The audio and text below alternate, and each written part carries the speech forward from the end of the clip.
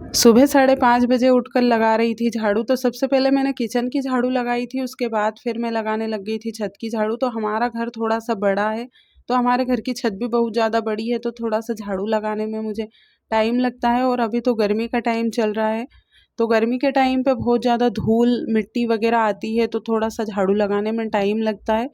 क्योंकि मेरी आदत है झाड़ू को घिस-घिस कर लगाना, तो जब तक पूरी धूल निकल नहीं जाती है, झाड़ू लगाना बंद नहीं करती हूँ। और ये ना मेरी शुरू से ही आदत है। तो मैं जब रेंट पे रहती थी, मतलब मैं किराए से आंटी के यहाँ पे रहती थी, तो वो आंटी हमेशा बोलती थी, हमारा मतलब जो रूम था उसके सामने छोटी-सी छत थी, तो उस छत को भी मैं ऐसे घिस-घिस के झाड़ू लगाती थी। तो वो आंटी जी हमेशा बोलते थे कि राधा पूरी साफ-सफाई के साथ रखती है, कमरा भी पूरा क्लीन रहता था और छत भी पूरा क्लीन रहता था। और ये सब मेरे जाने के बाद ही वहाँ पे, मतलब मैं जब रेंट पे रह रही थी, जब भी पूरे छत की साफ-सफाई रहती थी। नहीं तो वो आंटी बोलते थे, हम लोग तो इतने ऊपर आते भी नहीं थे। तो आप लोग सोच रहे होंगे कि वो राधा किसको बोलते हैं, तो मेरा नाम घर पर सब लोग मुझे राधा ही बोलते हैं। तो वो आंटी भी हमारी जान पहचान वाले ही थे, तो मुझे ना वो राधा राधा नाम से ही बोलते थे। तो वो हमेशा बोलते रहते थे, तो मुझे ना बहुत सारी चीज़ें अभी भी याद है कि शुरू से बहुत सारी चीज़ें तो मेरी ऐसी ही आदत रहती है कि साफ-सफाई में तो मैं कभी भी कुछ भी कॉम्प्रोमाइज़ नहीं करती हूँ कि चाहे कितना भी इमरजेंसी या कुछ भी काम हो, लेकिन सबसे पहले साफ-सफाई का बहुत ज़्यादा ध्यान रखती हूँ मैं। तो हमारा घर भी थोड़ा ऐसा ही है, नहीं तो और भी ज़्यादा मैं इतने अच्छे से क्लीन रखती हूँ, तो और भी ज़्यादा सुंदर दिखता। और अभी झाड़ू लगने के बाद फिर मैं आ गई थी किचन में, तो सबसे पहले अपने लिए चाय बनाने के लिए रख दी थी। और मैंने आज मूँग की दाल बना रही हूँ, क्योंकि आज सब्ज़ी नहीं थी, तो मूँग की दाल ही बनेगी। तो मूँग की दाल को साफ़ कर लेती हूँ, चाय बन रही है। और ना गर्मी के टाइम हो या ठंड का टाइम हो, सुबह के टाइम पे तो चाय के बिना अ, मतलब दिन निकलता ही नहीं है। तो उठती हूँ और सबसे पहले तो चाय की याद आती है, लेकिन मैं थोड़ा-सा लेट बनाती हूँ, क्योंकि फिर ये सोकर लेट उठते हैं ना, तो इनके लिए फिर चाय जब तक ख़राब हो जाती है, तो हम लोग दोनों की एक साथ बना लेते हैं चाय। क्योंकि हमारे यहाँ पे इतना दूध नहीं रहता है कि मैं 2-2 बार चाय बनाऊँ, क्योंकि जब 2 बार बनाते हैं ना, तो उसमें थोड़ा-सा दूध ज़्यादा लगता है और फिर गैस भी ज़्यादा जलता है, तो इसलिए मैं एक ही बार बना लेती हूँ और इनके लिए ग्लास में निकाल कर रख देती हूँ। तो ये जब भी उठते हैं ना, तो इनको मैं गरम करके दे देती हूँ, तो इतना टाइम नहीं लगता है। और कभी-कभी जल्दी भी उठ जाते हैं, तो इसलिए मुझे बनानी ही पड़ती है। तो चाय बन गई थी और मैंने दाल को साफ़ करके और धोकर, तो पानी पूरा छत पे मैंने निकाल दिया था, बासी पानी, तो बाहर छत पर ही मैं दाल को धोकर लाई हूँ और बगल वाले चूल्हे पर चढ़ा दी थी मैंने दाल। और मैंने ग्लास में चाय भी छान ली थी। तो इनका ग्लास मैं अलग भर कर रख दूँगी और मेरे ग्लास में अलग ले ली थी चाय। तो मैं तो अभी गर्मी का टाइम शुरू हो गया, तो मैं इतनी चाय नहीं पीती हूँ, कम ही पीती हूँ। और दोपहर के टाइम पे तो बिल्कुल मन नहीं करता है, लेकिन सुबह के टाइम पे तो चाय पीनी ही पड़ती है। और फिर चाय पीने के बाद दाल में तड़का लगाने की तैयारी हो गई थी। तो कढ़ाई चढ़ा दी थी गैस पर और ऑयल डाल दिया था उसमें, और दाल भी अच्छे से पक गई थी। तो बस सुबह-सुबह का यही काम है। और मुझे आज तो गेहूँ बीनने हैं, क्योंकि हमारे यहाँ पे नए गेहूँ आ चुके हैं, तो हम इकट्ठे ही बीन कर रख देते हैं। क्योंकि हर बार तो वैसे हम लोग इकट्ठे बीनकर नहीं रखते थे, मतलब साफ़ करके नहीं रखते थे। लेकिन अभी 2-3 साल से हम लोग पूरे गेहूँ को साफ़ करके उसके बाद अच्छे से मतलब पैक करके रख देते हैं। और पुराने जो गेहूँ रहते हैं उनको बाहर निकाल लेते हैं। जो भी डिब्बा, मतलब जो भी पेटी वगैरह जो रहते हैं गाँव में, उसी में भर के रखते हैं। और गोली आती है उसकी, मतलब जैसे ईल्लड़ वगैरह हो जाती है, तो उसके लिए गोली वगैरह आती है, तो वो पाउच गोली जो भी रखने का है वो रख देते हैं। तो उसको ना इतनी जल्दी निकालते नहीं हैं।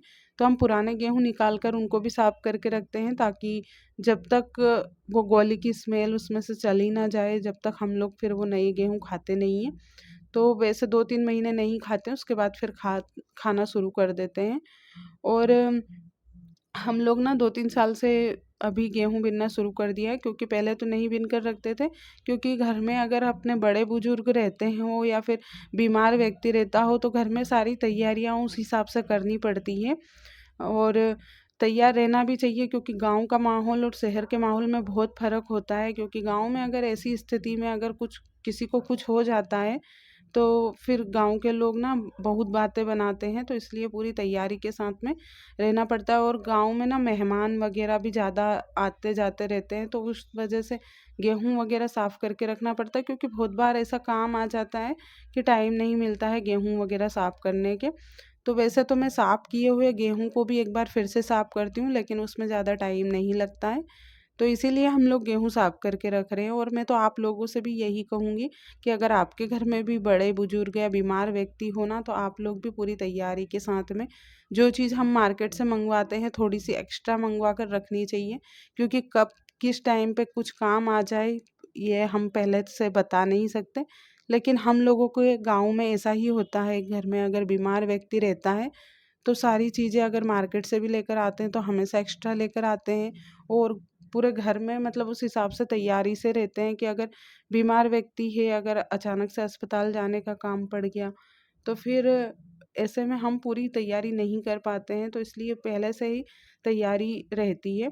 और ना पूरे दिन आज मैंने गेहूँ साफ़ किए हैं, और नए पहले तो पुराने गेहूँ साफ़ किए, क्योंकि हमारे यहाँ पे आटा भी सिर्फ 7-8 दिन का बचा है, तो 7-8 दिन का आटा रहता है और हम लोग गेहूँ साफ़ कर लेते हैं। तो एक मतलब 2 टप मैंने पुराने जो गेहूँ थे वो साफ़ किए, फिर मैं नए गेहूँ साफ़ करने के लिए बैठ गई थी। और फिर पूरा दिन आज 4 बजे तक मैंने गेहूँ साफ़ किए, उसके बाद फिर मैं नहा कर आई। और अभी शाम के खाने का टाइम हो गया है, तो शाम के खाने में मैं बना रही हूँ कढ़ी और चावल।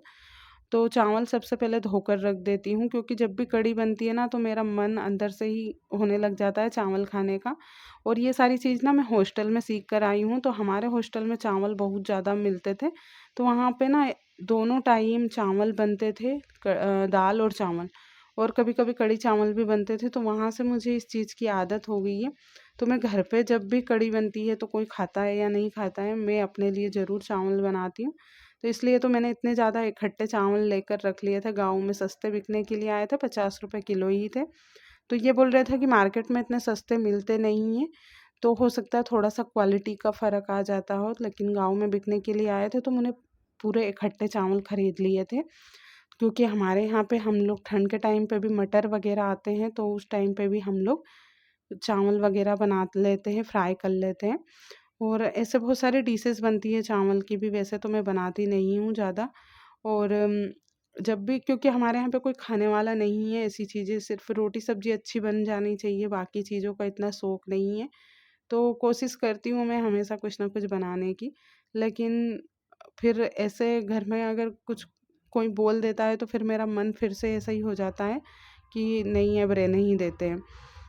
चलिए, तो फिर मैंने तेल में सारी चीज़ें डाल दी थी, लहसुन प्याज कड़ी पत्ता और तेज पत्ता, सारी चीज़ें डालने के बाद अच्छे से पका रही थी, क्योंकि अभी नए लहसुन प्याज है ना, तो बहुत ज़्यादा टाइम लगता है इनको पकाने में, और ज़रूरत से ज़्यादा ही टाइम लगता है। तो कुछ भी काम रहता है ना तो वो सबसे पहले निपटाती हूँ, उसके बाद फिर मैं सब्जी बनाने लगती हूँ, क्योंकि लहसुन प्याज जैसे भी ज़्यादा लेते हैं ना तो फिर और भी ज़्यादा टाइम लगता है। नए लहसुन प्याज से मतलब नहीं है, अगर हम लहसुन प्याज ज़्यादा यूज़ करते हैं ना तो फिर वो पकाने में टाइम लगता ही है।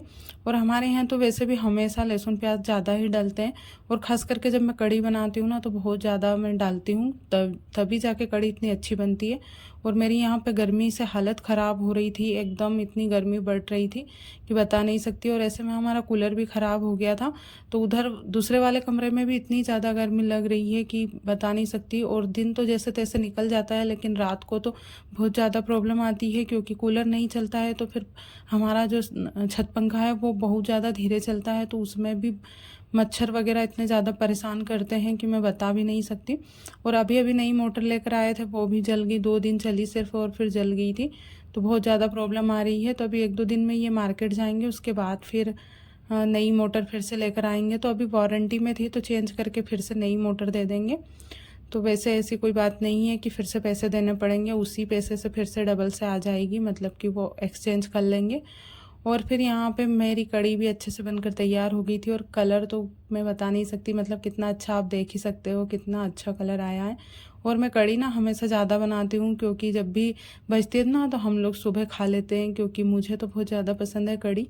और ये तो इतनी पसंद नहीं करते, लेकिन मुझे तो बहुत ज़्यादा अच्छी लगती है। और हमेशा दही की कड़ी बनाते हैं ना तो इसका टेस्ट भी एकदम क्रीमी क्रीमी सा आता है, मतलब दही रहता है ना तो दही की कड़ी की बात ही अलग रहती है। और फिर मैंने हरा धनिया डाल दिया था और अच्छे से सजा दी थी कड़ी को। तो आज का व्लॉग मैं यहीं पर ख़त्म करती हूँ। अगर आपको पसंद आया तो प्लीज़ चैनल को सब्सक्राइब कीजिएगा और वीडियो को लाइक ज़रूर